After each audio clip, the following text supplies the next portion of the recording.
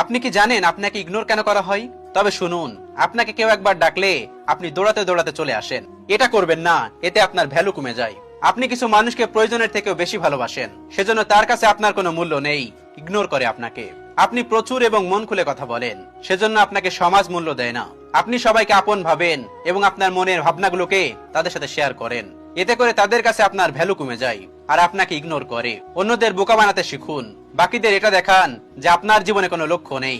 Social মিডিয়ায় party এবং নিজের মজা এবং আপনার আনন্দের পোস্টগুলো শেয়ার করবেন না, যাতে তারা মনে করে আপনার জীবনে কোনো লক্ষ্য নেই।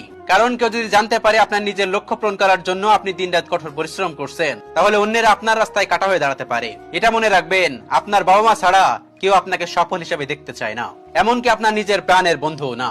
আর এটাই সমাজের কঠিন বাস্তবতা। একটা ছেলেকে সঠিক পথে আনার জন্য একটা মেয়ের পবিত্র ভালোবাসাই যথেষ্ট। ভালো থেকে বলে চলে যাওয়া মানুষগুলো কখনোই এটা বোঝে না যে তারাই আমাদের ভালো থাকার কারণ ছিল।